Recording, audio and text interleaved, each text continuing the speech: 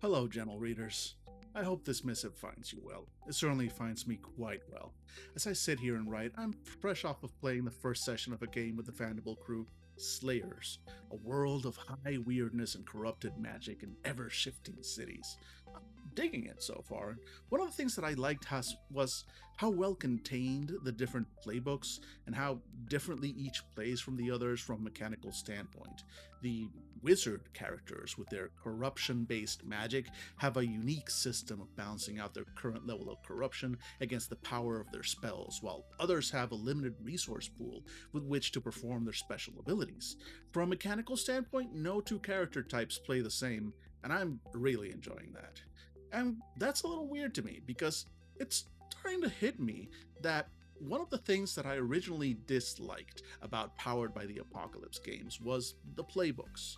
Even though many, if not all of them, had opportunities for you to pick traits and abilities from other playbooks as you advanced, giving you far more flexibility than I gave it credit for some reason, being presented with the entirety of my character's potential abilities and growth, all contained within a single 4-page playbook, a large chunk of which is dedicated to background and character art, for some reason struck me as absurdly restrictive. Like, I was being forced to play the character precisely the way the creator wanted it, not the way I would have liked to. I'm starting to understand that I was mistaken in that original assessment, but also I've gained or regained an appreciation for the concept of and creative essence of constraints. Ones that are not so tight that they keep you from placing your own mark, your own twist on each archetype that a playbook represents, but ones that are still guide and encourage a certain flavor of character, a playstyle that still captures the essence of the type of character it's meant to be. Picked up the book for Slayers like maybe 15 minutes before we were gonna play. I looked through my playbook, saw that their abilities and advancement options were the core interplay between their stats and their abilities and the kind of characters I could play. A surprisingly wide array, from pure damage dealers to potent healers and even very capable support slash buff slash debuff roles in combat, and each one having their own flavor, all from just under 2 small pages of spells to pick from. A couple of questions to the GM about game mechanics later, and I was ready to go. No hours spent in character generation, figuring out 1,000 details.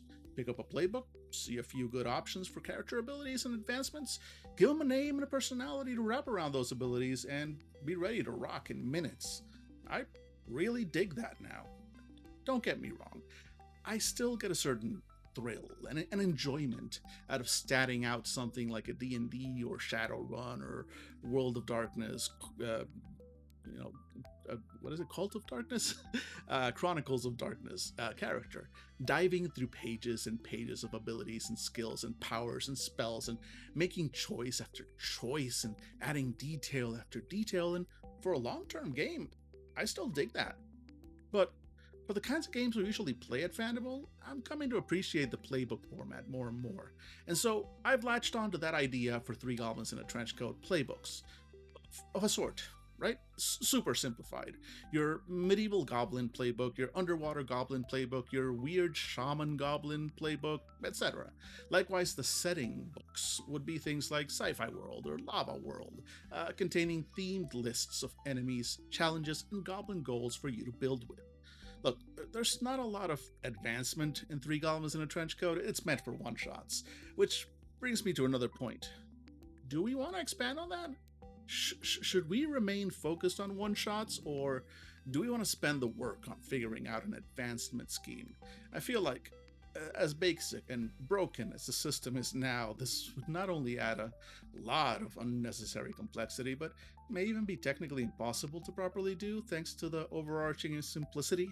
Simply put, there's not a lot of headroom inside those trench coats to grow. Rather, your goblins and their aforementioned trench coats are meant to be driven as if they'd been stolen. Given all that, the addition of an advancement system and tying things to higher levels or the like would require such a complete overhaul of the system as to be less than worthless for our approach.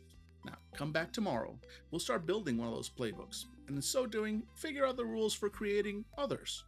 The real gold we're mining for here.